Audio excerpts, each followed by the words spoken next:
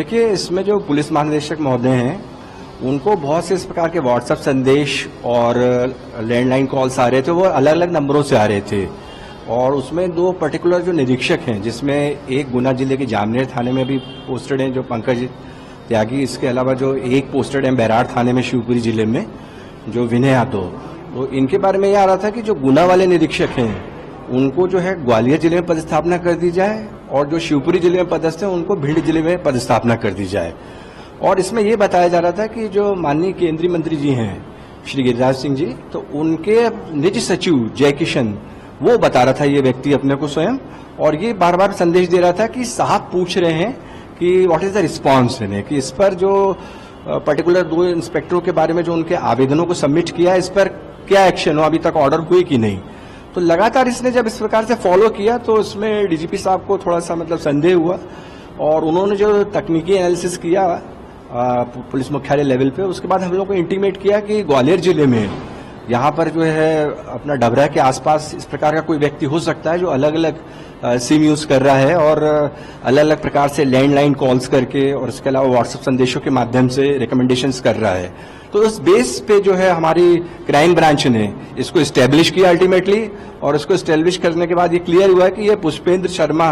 उर्फ पुष्पेंद्र दीक्षित है, जो कि बेसिकली ऊदलपाड़ा जो गांव है वहां का रहने वाला है और वर्तमान में टेकनपुर में रह रहा है। तो क्राइम ब्रांच ने कल जो है पूरा इसकी घेराबंदी करके इसके पास से 5 मोबाइल जब्त किए हैं, कुछ कैश जब्त किया है, इसके अलावा सिम, कुछ आधार कार्ड और कुछ ऐसे दस्तावेज जब्त किए हैं जो कि ये भी इंगित करते हैं कि हो सकता है कि कुछ अन्य विभागों के साथ भी इसने इस प्रकार के जो ट्रांसफर कराने के लिए प्रयास किए हों। तो अभी चूंकि इसको पुलिस रिमांड पे ले लिया गया है और हम पूरी इसमें विवेचना केंद्रित करेंगे कि और किस प्रकार के प्रकरण हैं जिसमें इसका इन्वॉल्वमेंट हो सकता है। तो फिलहाल इन्वेस्टिगेशन जारी है इसमें। कितने समय से ये इसमें एक और जो है एस्पेक्ट क्लियर हुआ है कि वर्ष जो 2017 में भी इसने जो विदेश मंत्रालय है हमारा जो भारत सरकार का, वहां से जो है एक अर्धशासकीय पत्र जो उस समय माननीय हमारी पदस्थ थी जो मंत्री पद पे, केंद्रीय मंत्री पद पे, तो उनकी तरफ से जो है लिखा हुआ प्रेषित कराया था जो बीएसएफ के हेडक्वार्टर पे, और 3 कांस्टेबल के जो ट्रांसफर टेकनपुर जो हमारा संस्थान है यहाँ पे बीएसएफ का, उसमें रिकमेंड कराना बताया था विदेश मंत्रालय की तरफ से। तो उसको देखते हुए जो बीएसएफ हेडक्वार्टर ने 3 में से 1 आदेश पारित भी कर दिया था और उसके बाद जो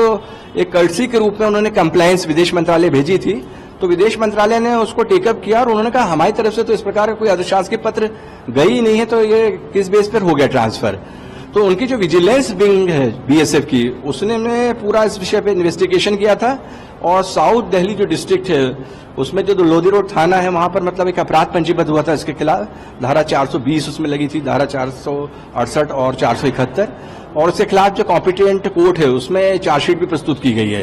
तो ये केस तो उसका जो लाइमलाइट में आया था ये वर्ष 2017 में पंजीबद्ध हुआ था वहां पे दिल्ली में, और अब जो है क्राइम ब्रांच में ये करंट केस पंजीबद्ध हुआ है। तो हमको पूरा जो इस अवधि में इसने कहा किस किस प्रकार के जो है मॉडस ऑपरेंडी का उपयोग किन किन अधिकारियों और पब्लिक सर्वेंट्स के लिए किया है, इसको पूरा क्लियर करना पड़ेगा और पीआर में इसमें गहन पूछताछ होगी।